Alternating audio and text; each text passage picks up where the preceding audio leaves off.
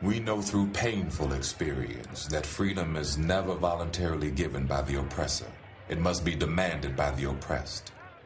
Frankly, I have yet to engage in a direct action campaign which was well-timed, in the view of those who have not suffered unduly from the disease of segregation. For years now, I have heard the word wait. This wait has almost always meant never. We must come to see, with one of our distinguished jurists, that justice too long delayed is justice denied. When you're down in trouble, you need some love and care.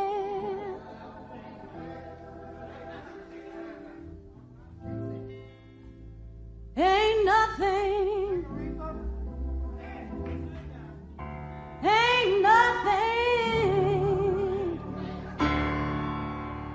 going right.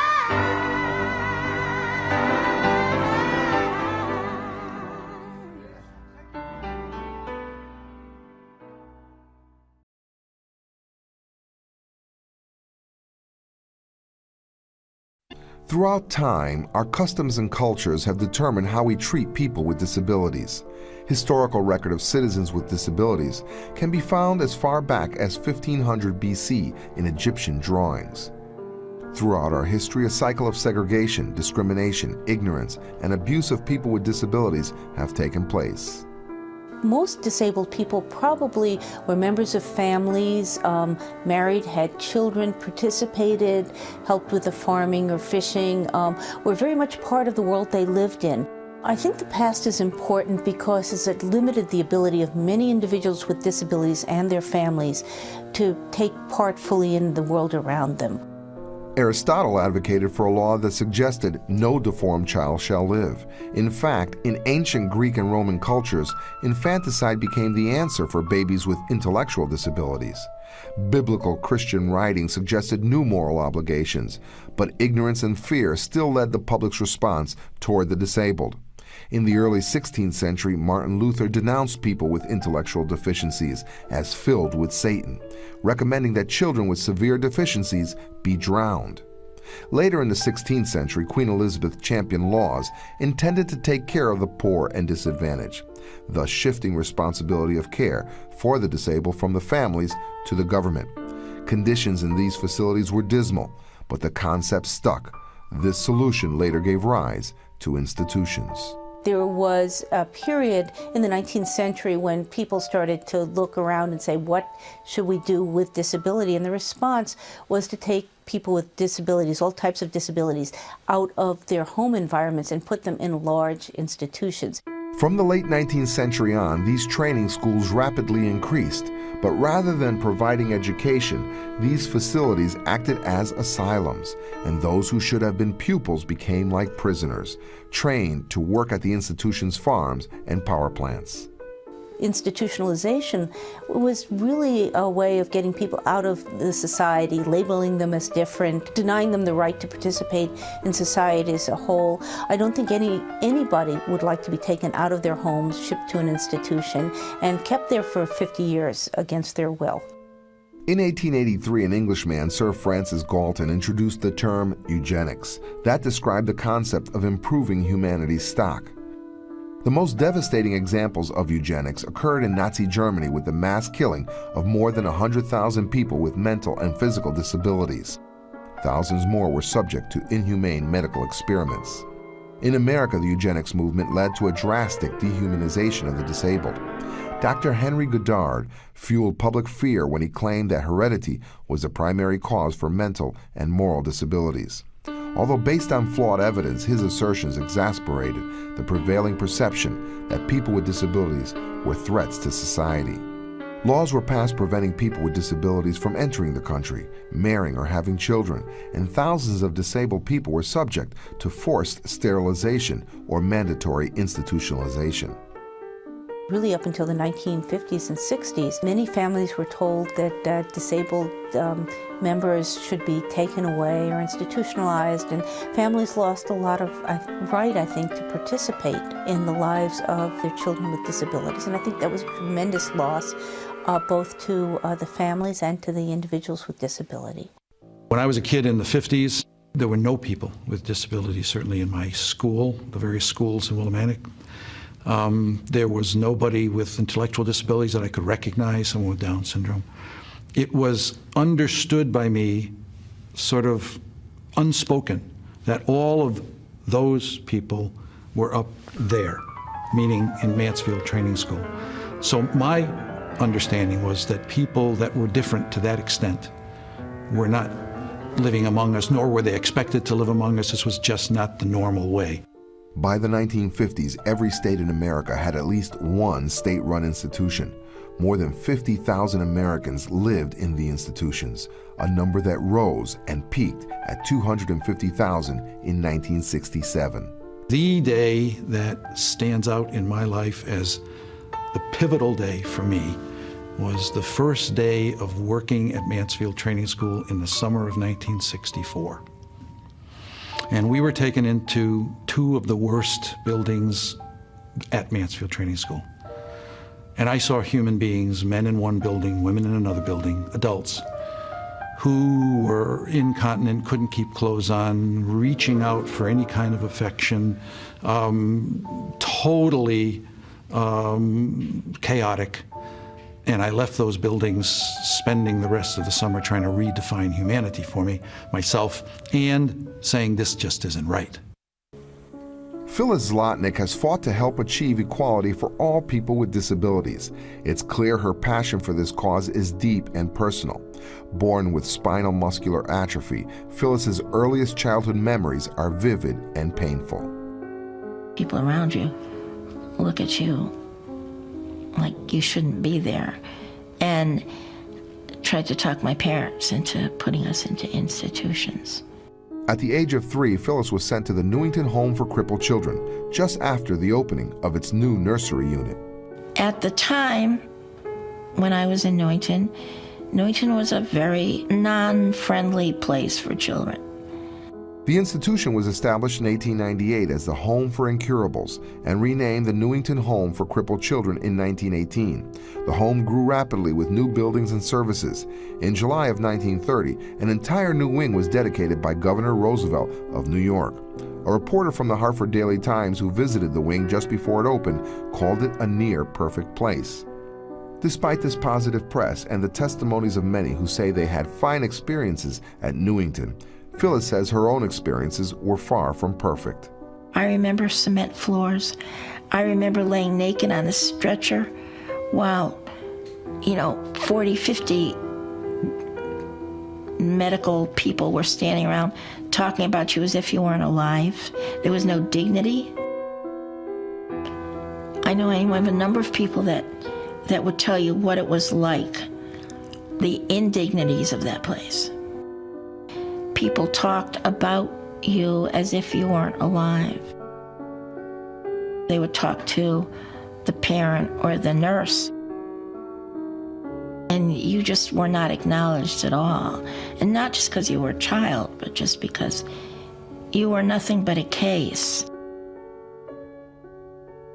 Even in the vintage promotional piece created by the institution itself, the footage provides clues of what Phyllis encountered.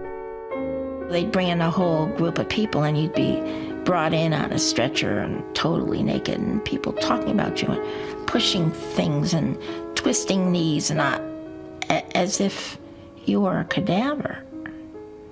And it was horrible. I mean, that's as vivid a memory, it's more vivid a memory to me than something I did yesterday. It was just a horrible feeling, and I know other people that had to experience it. I had a doctor break my knee once because he was trying to see how far he could get my leg to stretch and despite my complaints, until it snapped. I can't tell you what kind of pain that is.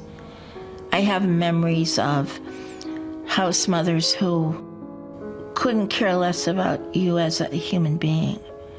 They had their job to do. They were going to do it. I remember a lot of fear. I remember a lot of bullying from other kids as well as from staff. I remember being washed 3 at a time in a bathtub. It was not a nice place. For nearly 10 years, Phyllis, along with her brother Cy, were in and out of the Newington home and hospital. My brother was in the boys' department. I was in the girls' department. We weren't allowed to talk to each other. My parents weren't allowed to visit with both of us at the same time. They had to break up and visit with one, and the other one visited with the other, and then they would switch. Those are my childhood memories. The hardships Phyllis faced continued even after she left Newington, revealing that the problem was not just conditions in a specific institution, but rather the symptoms of an era. I never sat in a classroom.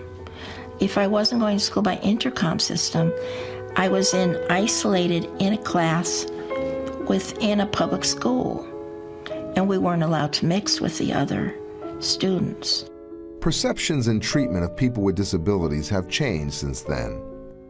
People don't stare as much as they used to, although there are still the starers. They can't as easily ask me to leave as they used to be able to. I was at a jewelry store at West Farms Mall, and the manager asked me to leave because I was making tracks on his rug. My wheelchair was leaving tracks on his rug. They may think of doing that now, but they wouldn't. I have some rights now. Despite this apparent progress, Phyllis often finds that stigmas and prejudice that caused her so much childhood pain still live on in society, buried just beneath the surface. When you ask me how things have changed, and I say in many ways, they haven't. I think they've changed aesthetically. The surface may have changed, but a lot from the depth hasn't changed.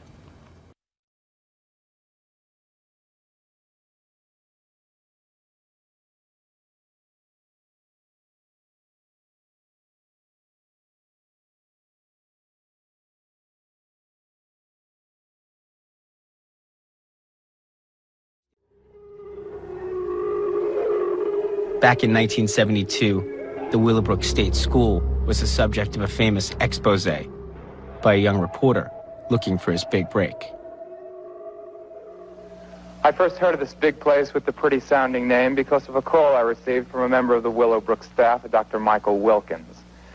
The doctor invited me to see the conditions he was talking about, so unannounced and unexpected by the school administration, we toured building number 6. The doctor had warned me that it would be bad. It was horrible. There was one attendant for perhaps 50 severely and profoundly retarded children. Lying on the floor naked and smeared with their own feces, they were making a pitiful sound, a kind of mournful wail that it's impossible for me to forget. This is what it looked like, this is what it sounded like, but how can I tell you about the way it smelled? It smelled of filth, it smelled of disease, and it smelled of death. Perhaps the governor can defend and explain away the budget cuts for the Department of Mental Hygiene, and perhaps Dr. Miller can explain and defend the filthy, dehumanizing conditions we found in this and other buildings, but they won't do it on this program. What we found and documented here is a disgrace to all of us. This place isn't a school, it's a dark corner where we throw children who aren't pretty to look at. It's the big town's leper colony.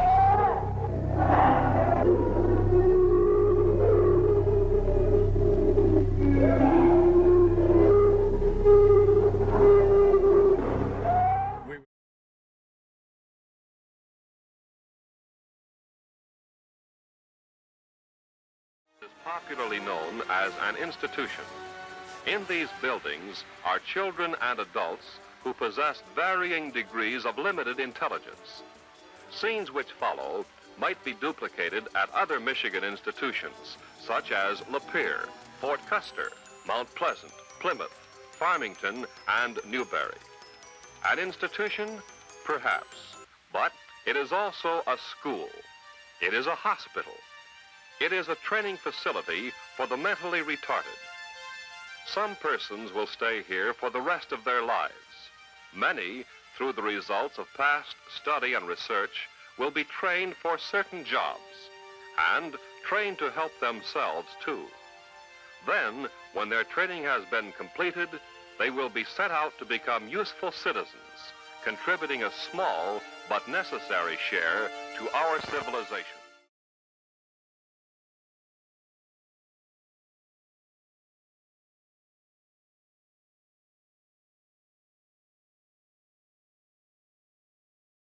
Ed started his presentation by saying, the nice little old man came up to me and said, "Son, I'd rather be dead than be like you." Ed said, "What's the proper response to that?" And I said, "Well, the correct response would be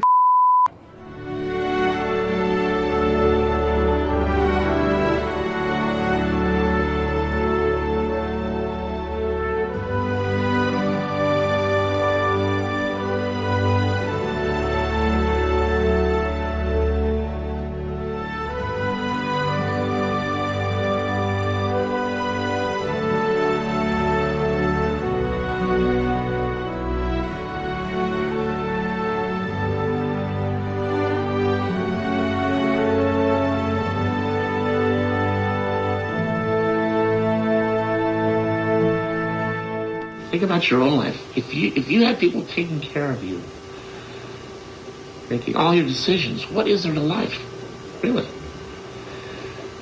And almost all the social programs we set up take care of us, or put us away in institutions to be cared for.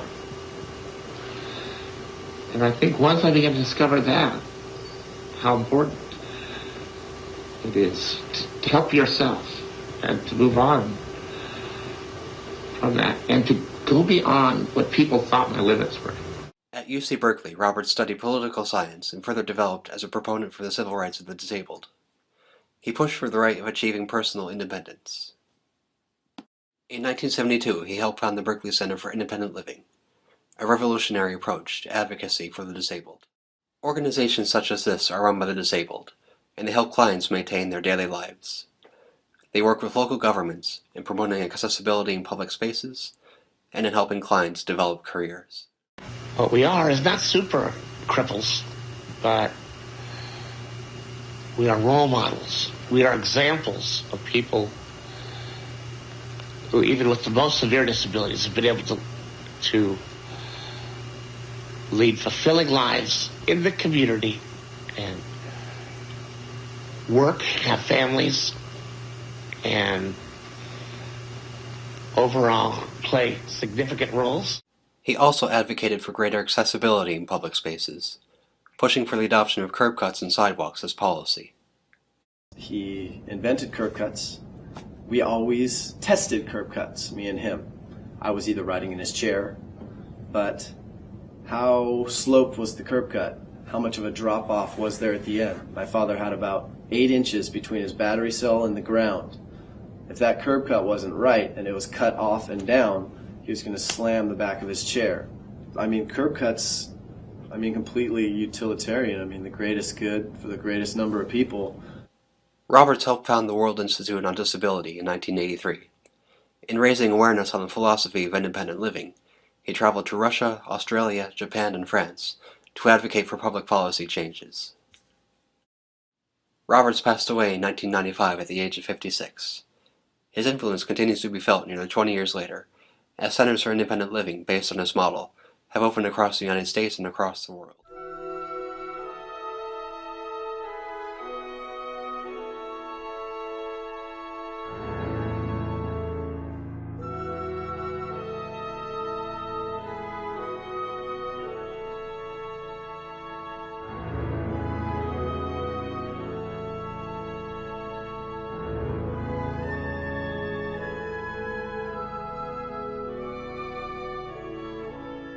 Foundation of what we buy together and of how we help free the millions of other disabled folks who have not yet come out will be political. And the philosophy that we have developed together, which is a fundamental positive belief that everyone has a future. We recognized very early that The number one precept of independent living had to be that we had to teach ourselves how to fight. We had to learn the rules of rehabilitation, of welfare. We had to learn them better than the agencies knew them. All the programs that have been set up really aren't the most important factors. They help us survive. But when we help each other, when we model for each other, when we recognize that peer counseling, peer modeling, the kinds of things that we can do together, the kind of positive attitudes that we've developed, and the kind of future that we're beginning to develop for all of us and the folks that are going to come along, that's the most important thing. Got a whole lot without having real grassroots organization. That we don't have the organization yet to hold what we've won over these last few years. And I've redoubled my effort, and I know that a lot of you have, to go out and involve more people.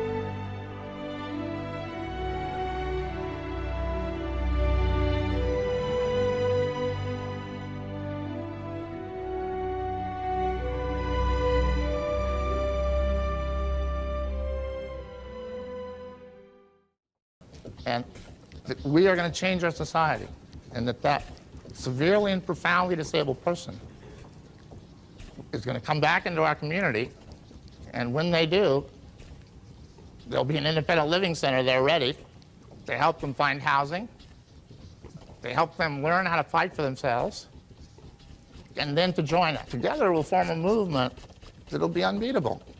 I think of those heroes of the revolution that each of us can remember in our struggles for our own independence. And I think we need to learn how to celebrate more. We get awfully pessimistic in the process of these fights, which become fairly dorky at times, and which have so much importance for the future of our people.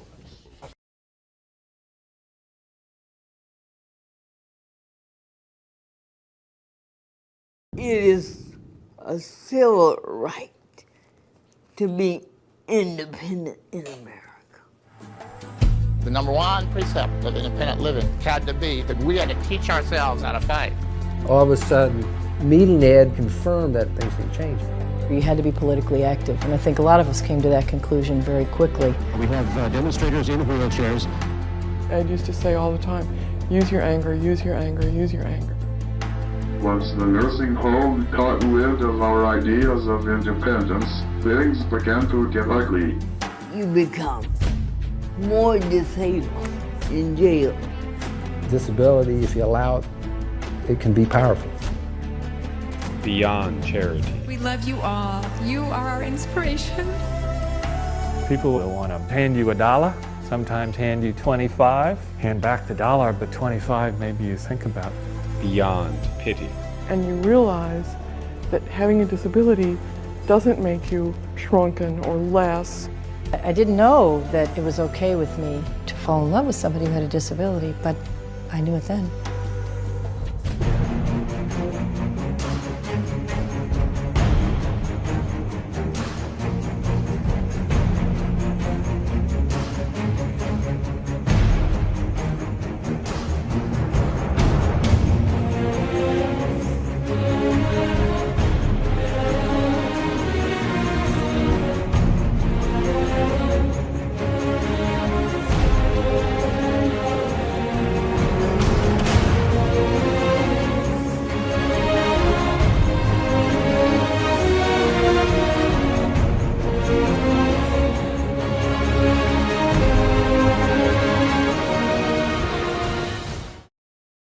Bob Kafka called me. He said, Senator, he says, better be watching TV tonight. And I said, why is that? He said, watch the news. He said, we're going to help you get your bill. We're going to help you. I said, all right, what are you guys doing?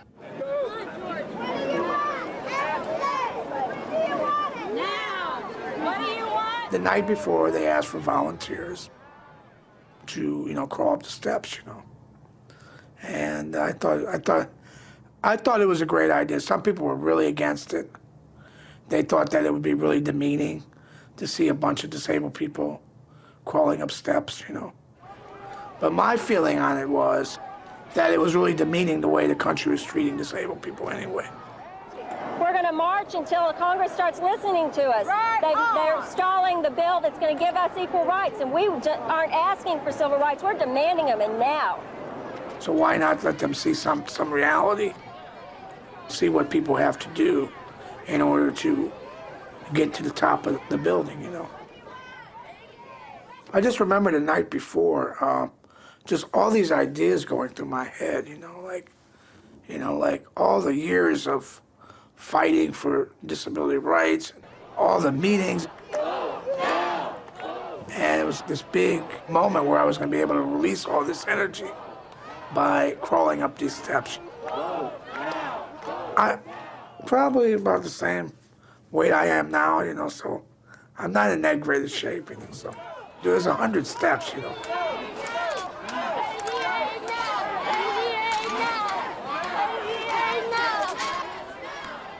And there was this little girl was right ahead of me, And I said, oh my gosh, this little girl she has cerebral palsy.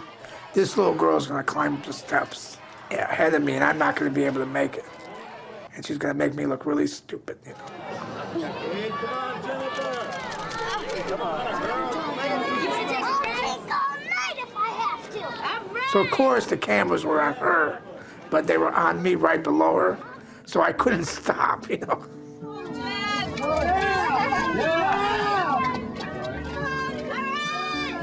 matter of fact, several senators were furious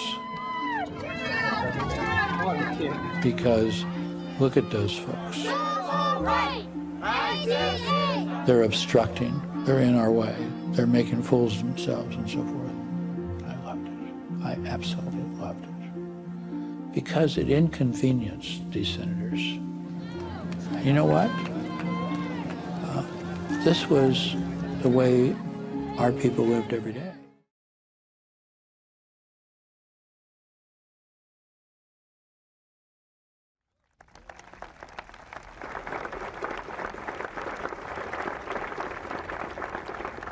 This is an immensely important day, a day that belongs to all of you. And everywhere I look, I see people who have dedicated themselves to making sure that this day would come to pass.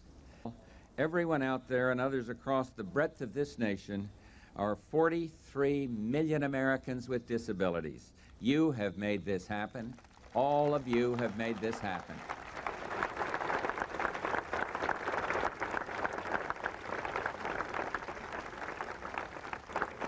Three weeks ago, we celebrated our nation's Independence Day, and today we're here to rejoice in and celebrate another Independence Day, one that is long overdue, and with today's signing of the landmark Americans for Disabilities Act, every man, woman, and child with a disability can now pass through once closed doors into a bright new era of equality, independence, and freedom.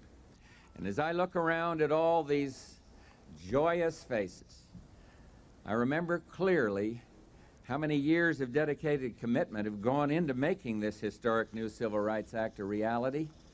It's been the work of a true coalition, a strong and inspiring coalition of people who have shared both a dream and a passionate determination to make that dream come true. This historic act is the world's first comprehensive declaration of equality for people with disabilities, the first.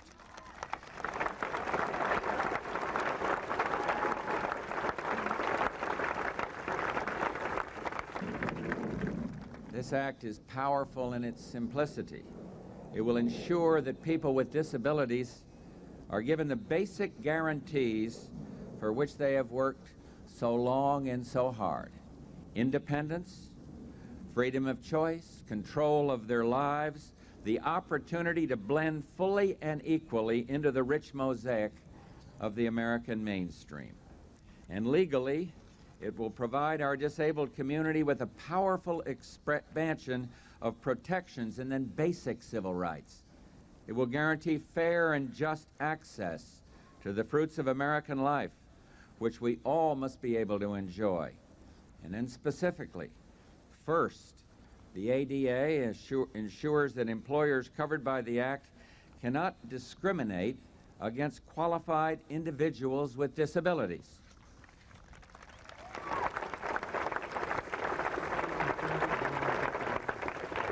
Second, the ADA ensures access to public accommodations such as restaurants, hotels, shopping centers, and offices.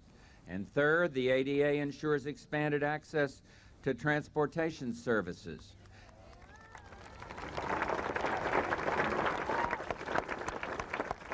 And fourth, the ADA ensures equivalent telephone services for people with speech or hearing impediments.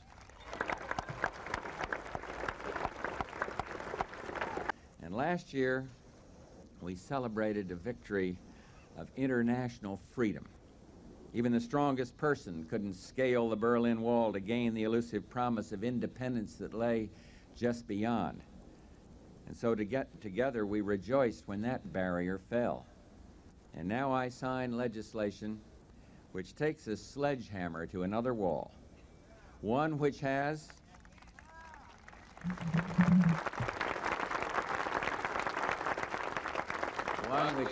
for too many generations separated Americans with disabilities from the freedom they could glimpse but not grasp. And once again we rejoice as this barrier falls, proclaiming together, we will not accept, we will not excuse, we will not tolerate discrimination in America.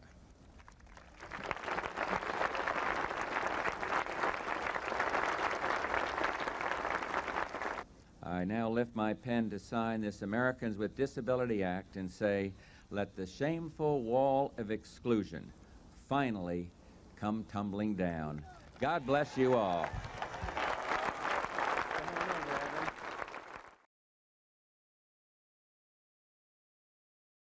Let us embrace each other in reverence for individual human life. Let us go forward together for however long it takes to create an America that empowers all.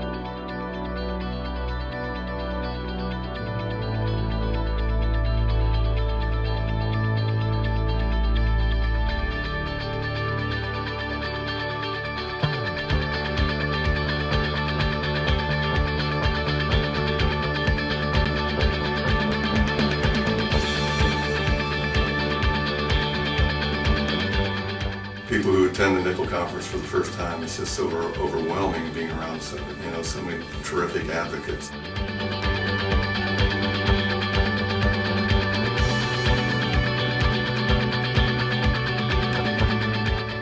Whatever their goals are, I want people with disabilities to be able to work actively and independently in their community, contributing in their own way, how they see fit, how they choose.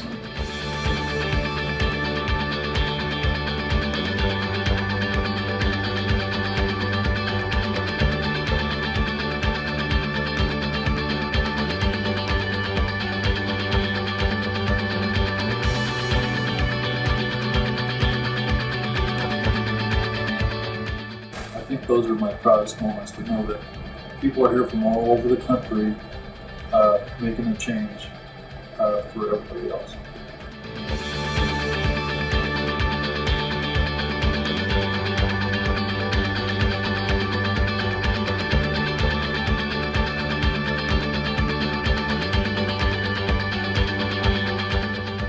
Our ideal world will be the day that we don't have to do our job, where we work ourselves out of jobs, where independent living is the norm of every day for all people with disabilities in the world.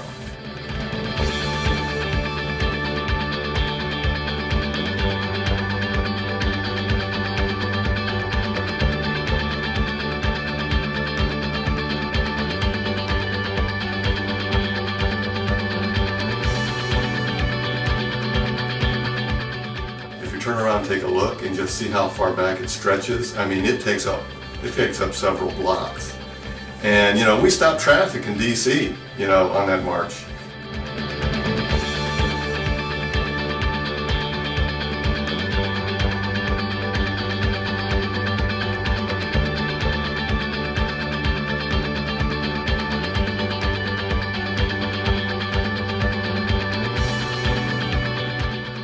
I wanted to get involved in order to pay back.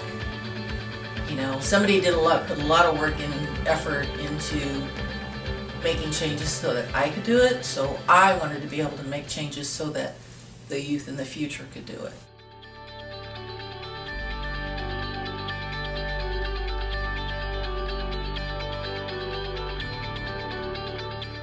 It is my absolute privilege to be able to say happy 30th anniversary, Nicole.